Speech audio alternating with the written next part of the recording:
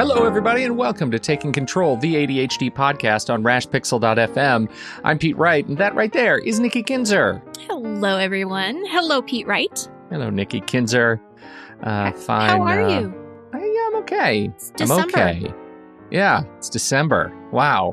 I know, right? That went fast, right? Yeah. Yeah, that went fast. It's just crazy. And now we're in full, holiday mode. Yes, we are. Because all the right lattes are in order now. Which is so funny. I just have to say, because Starbucks always talks about, their peppermint mocha. It's in season. I get a peppermint mocha from Starbucks all the time. Any season. Week. It doesn't really matter. Yeah. But now it's in a fancy cup. Yes, it is a fancy cup. Now they've changed their cups. And there's a local Edge coffee. I think there's only one. And it's right by my chiropractor's office. And I go in there and it's just like the day after Thanksgiving and before it's all holiday stuff, and they don't change anything until the next holiday. So like Starbucks, their stuff comes out like now months early. Right. Like there's a huge season for the pumpkin spice latte and for the gingerbread latte, huge season. And they are, at my Edge coffee people, they're adamant about not inflating the holiday season. No holiday music, no nothing, no paint on the windows, nothing until the next season. And they're militant about it. They love. I like that. Yes, yeah, they love talking about it and about how this is their stance, yes. Cultural, political. Yeah, I love it. Well, I'm with them. Me too. We're talking. Hey, I have a plug. Can I plug something? Yes. It's only because it just happened this morning as we record this. By the time people listen to it, it'll be a week old, I think. But I was a guest on another podcast. You were? What podcast? The Day One podcast. No way. These guys are fantastic. Brett Nord and Adam Daly of the Day One podcast. And they just wanted to hear, it's just alpha user story. And so they wanted to have me on the show to talk about Day One and how I use it. And so we talk a little bit about ADHD. We talk a little bit about, podcast business and Day One. And they announced the feature, the number one Monday morning feature that I want in Day One more than anything else in the whole wide world. They happen to completely coincidentally announce that feature is in a working beta right now. And it's coming to iPads near you, and that is Apple Pencil support. So you can actually handwrite your journals like I've wanted to do all along. So anyway, that's so cool. Super fun conversation. I was really, really excited to join them. It's like 40 minutes or something if you're a Day One nerd, as I am. So when is it going live? Is it live live now, now, you said? This morning. It went live this morning at 9 a.m. Okay, so in our show notes, you're going to have to put the link to your podcast so that we can easily hear it. But let's talk about show notes for a moment, shall we? Before you do the introduction, because I know there's been some confusion. I've gotten more than one email about the show notes. Can you explain where people would find the show notes and what would be in the show notes? Yes. So when the show notes are everywhere the podcast is. And so like for example, I use Overcast. And so I know that when I swipe over to the right in Overcast, there's a little blurb of text and there'll be a paragraph of text that summarizes what the episode is about. And then there will be a section that says links and notes right below it. And those will be links to any of the things that we talk about in the show. And sometimes we talk about stuff in the show that doesn't have links associated with it. There are no links. And so you'll just have the little paragraph, and that paragraph goes into Apple Podcasts and Overcast, all the podcast directories, Android, subscribe on Android, everywhere there's the podcast is. It's just that paragraph. There are no more, like we don't at this point do transcriptions. We don't do that's stuff that we have not yet crossed those particular. So if you're looking for like super detailed, I know some podcasts do super detailed show notes, and that would be awesome. I would love it if we had that. We don't have it yet, and we've talked about it. We're trying to figure out kind of what makes most sense. But right now, show notes are just what's with the podcast. If you go to the website, for example, like if within we that something. episode, yes, right, yeah. If you go to the website, the easy way to remember this, you can always get to the episode. Like if this week is episode 369. 369. Wow. What are we doing? 369. TakeControl ADHD.com/podcast/369 gets you straight to this podcast page. And it will have also the show notes with the little play bar there. You can press play, and then right down below, if there are links that are accompany that episode, then they'll be in the links and notes. I know that someone is going, because it happens all the time. 200 episodes ago, we talked about something and I forgot a link. And so people are very kind, usually very kind, and they write nice emails that say, hey, you talked about this episode. It wasn't in the show notes. Thought you might want to add it. Sometimes they're not kind, and that's not very nice. People, be kind. Okay, we're all human.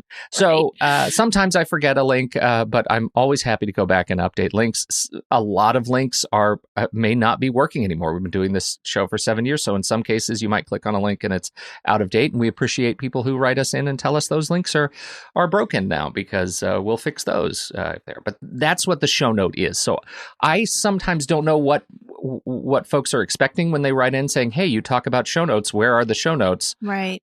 Because they're always with the podcast. So it's in the text that goes with the show in your podcast player, or it's on the website.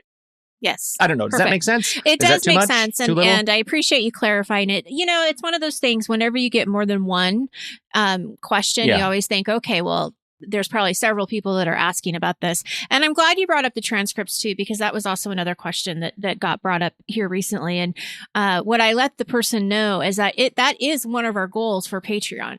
So once we hit our first goal mark, or our I guess it's a goal, right? Or mark. Yeah, I don't know how you our first goal. Right. That is something that we do want to start doing, but it does cost money, and we need to figure out, like you said, what's the best way for us to do that. So and I should say, I know to do that. We get suggestions, and yes, there are machine tools that actually do transcriptions, and generally they're terrible. You guys, seriously, you don't want machine transcription. So we have a service. We pay a human transcriptionist to go down and actually, transcribe the show, but it comes at a cost. And so, you'll see on Patreon, that's one of the things we're working for. And what a great pivot, Nikki Kinzer, to talk about Patreon. I know. Give it a shot. Hey, this holiday season, you know what a great gift would be is Patreon subscription. You know what else? You could even do it in the name of somebody else that you think would be interested in the show. You could do, I don't know, there's no gift thing. You'd be doing it yourself, or signing them up and putting in your I don't know how you do it, but you could be really nice to them. There's a way. There is. Patreon.com /the ADHD podcast. It's listener supported podcasting. You sign up over there, and you offer us a few of your hard-earned dollars for us to continue hard earning your dollars. We really appreciate it. And it's been a real joy to watch the community grow, and and to do more things. I've got Nikki's latest workshop is ready to go. It's going to go live today, her December workshop, and we've got more workshops coming this month.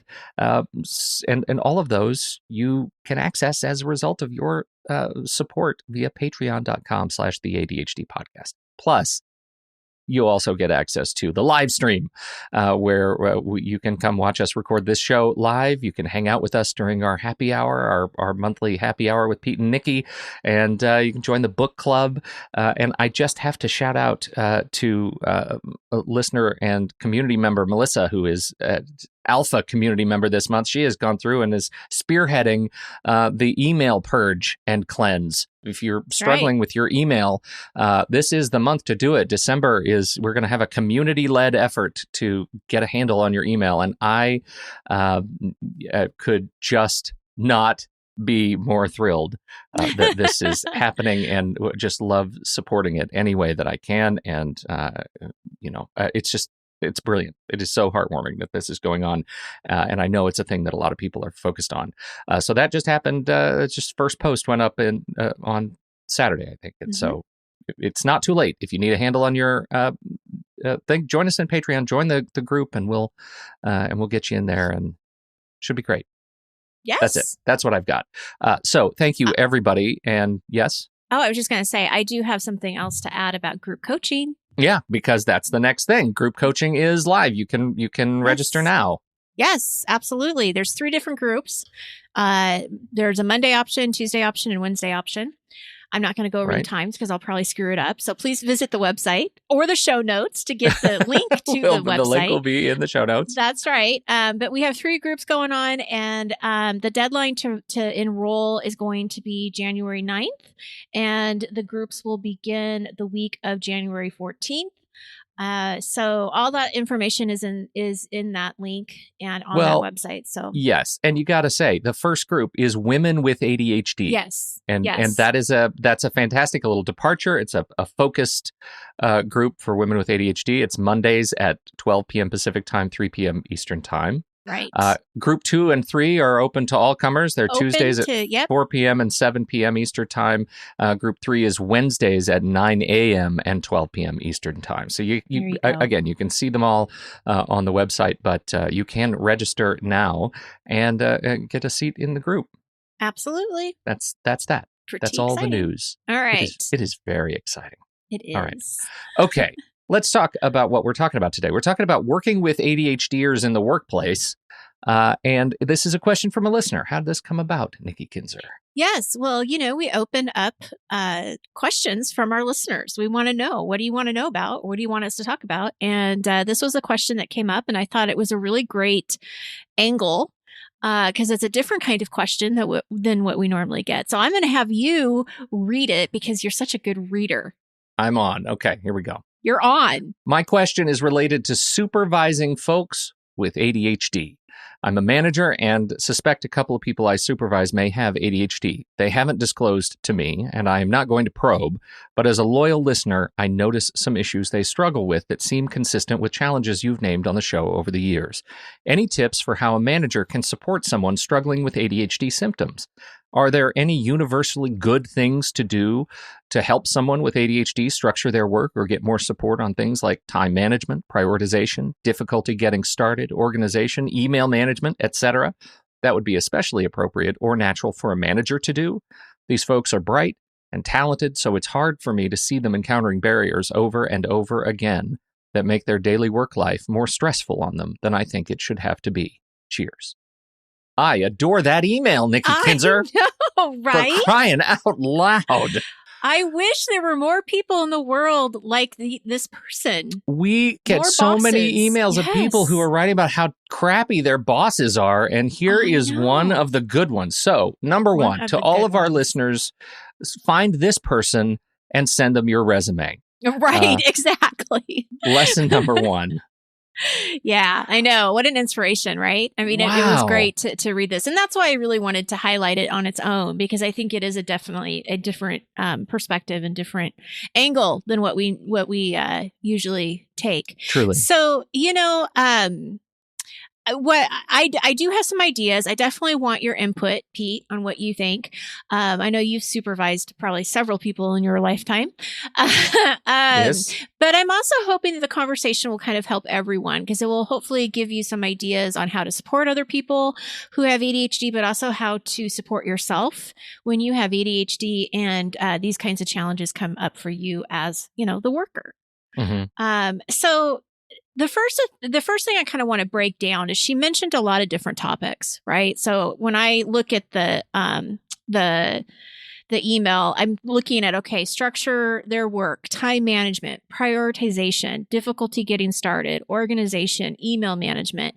I mean, we could have a podcast, an online course, a blog post on all of these things individually and keep talking about it for a long time, right? I mean, these are really broad topics, and I just don't think it would do it very much justice to say, oh, well, here, do this to help structure their work, and do this to do time. I mean, it just, it's putting a Band-Aid on a scar. Yeah. I guess you could say. I've never actually heard that. Putting a Band-Aid on a scar. I don't know what I love it. I'm going to start using that. I like it, and I'm going with it. Pete, you should go roll with it, Nikki Kinzer. Why not? All right. So ideas and thoughts.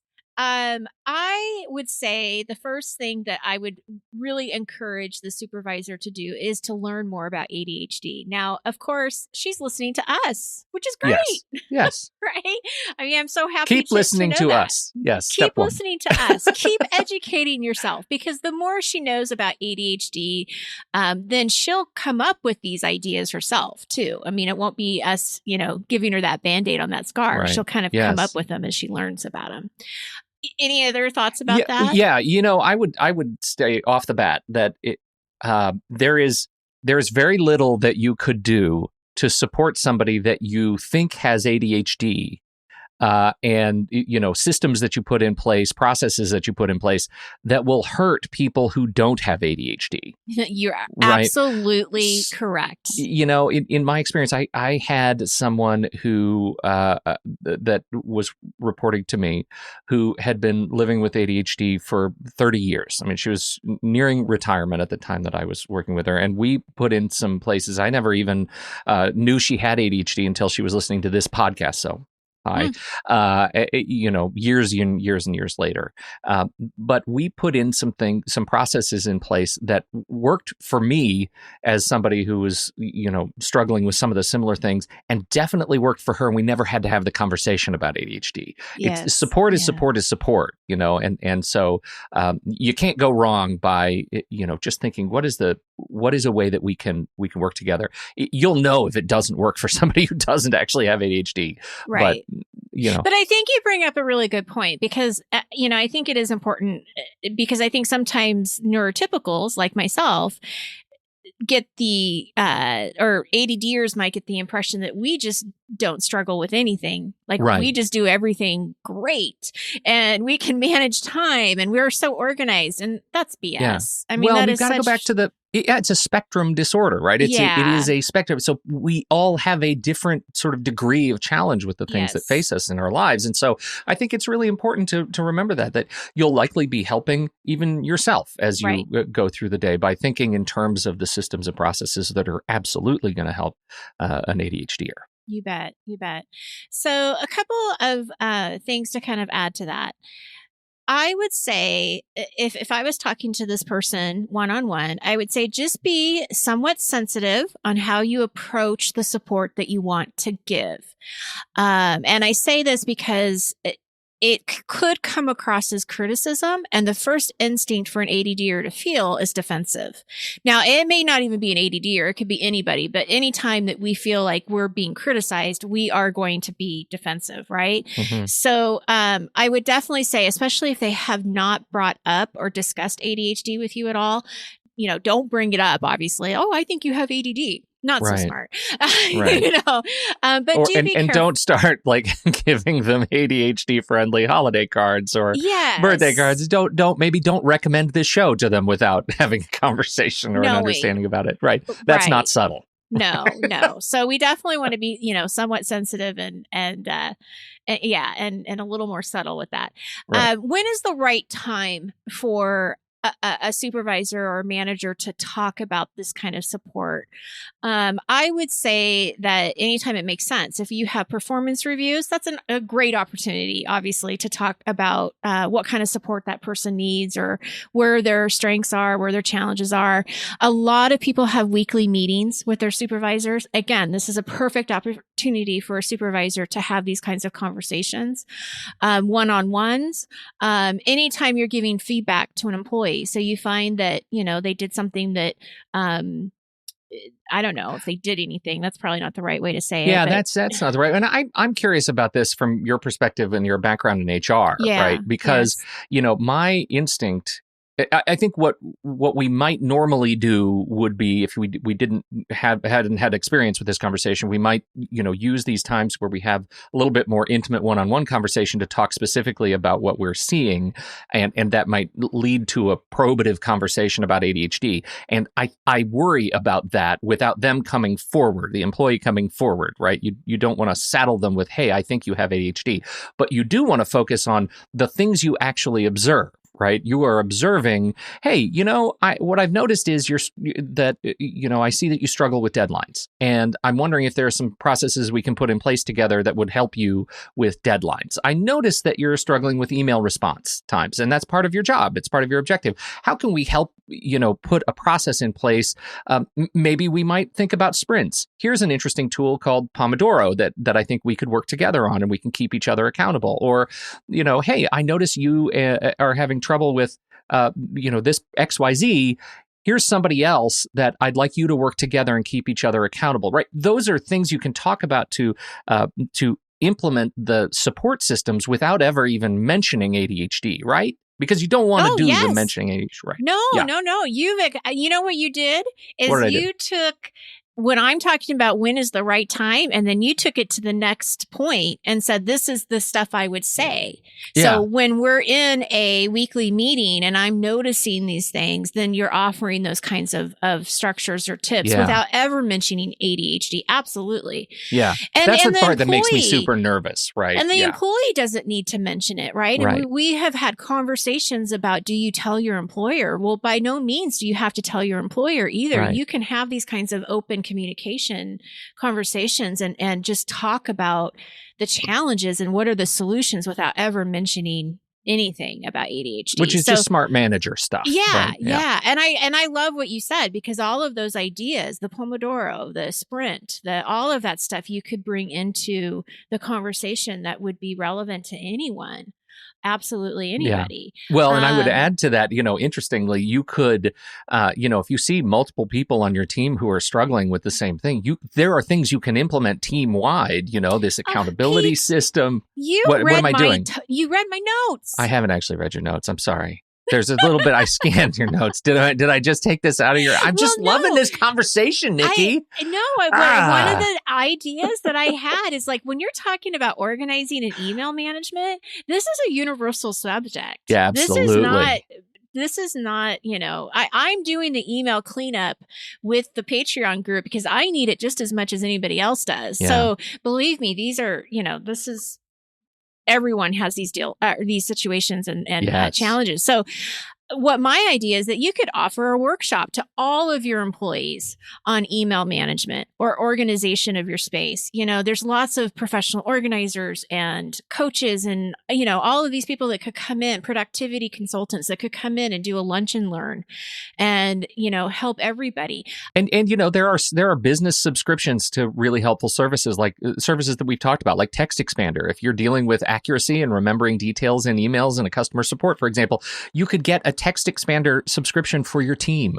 Right. If you work with IT to kind of help make that work, or SaneBox, for example, if you're having email troubles, like there are things that you can do that will, again, improve your overall operation and make you the thoughtful leader that you are of the team without ever having to deal specifically with, one person's brand of ADHD. You bet. Yeah, well, and the only other thing I kind of wanted to add to, when is the right time, and then some of the things that you were suggesting, is we don't want to necessarily focus on everything at once, right? She had a pretty good list of things that I would like to help these folks with, but we can't try to deal with all of those things at once because it is overwhelming, again, to anyone. So I would definitely kind of zero in on what you see maybe being the biggest challenge, what the employee is talking to you about their struggles, and then focusing just sort of on one or two things at a time, and follow up with them and see how it's going and what do you see, what do they see, and then keep kind of adding strategies. But we all know that when we have 10 strategies given to us in an email, that's going to mean nothing.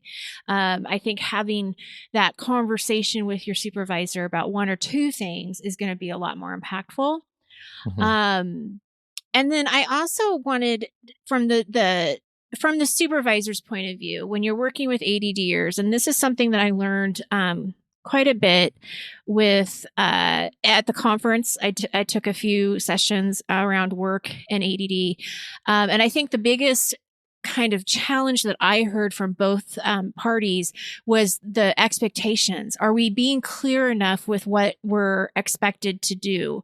Are the directions that you're giving to someone, are they getting it? Do they really understand it? Is it vague? are they going to be confused, but then kind of pretend like they're not confused because they don't want to look stupid, or they don't want to ask you questions because they feel like they should already know it, right? So we want, as a supervisor, I would say, be very clear with your expectations, your directions. Break up the projects with your employees are going to definitely help. So, again, be clear of your priorities, what you think is first, what you think is most important. Set milestones with that employee. Give them clear deadlines. Vague deadlines is not a great thing for an ADDer. And, ask them, do you understand? Open it up so that it's a very comfortable and easy place for them to ask questions, so they're not embarrassed. And I think that that's the biggest thing you could do as a supervisor. Again, because and know that you're going to have to do that multiple times. Like this is one of the challenges I think that managers have, is that you open up this space when you're in a one-on-one, or you're kind of in one of those more intimate conversational things where you say, this is it. This is a safe space. Ask me, clarify everything. Mm-hmm. And once that meeting is over, there is a managerial instinct to walk away and assume that, it's clear, right? But then we get into the ADHD part, which is, I may have thought it was clear, but as soon as I leave the office and get back to my desk, something's going to fall out of the ear. And I'm going to have to figure out how do I ask that question again without going into that spiral of self-loathing, which just slows down the works even more. Right.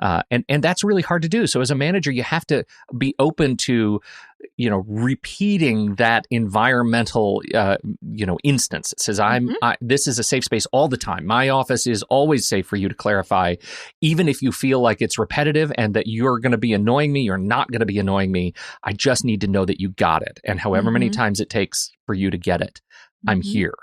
Right. Well, and I think that, for that supervisor to have their own reminder system to make sure that they're checking in on those employees, because they need to be reminded, because it will be easy to forget because you're busy yourself doing your own work. And so having those check-ins to make sure that you're following up and, like you said, opening that safe space for them to ask questions. Also, pay attention to the body language.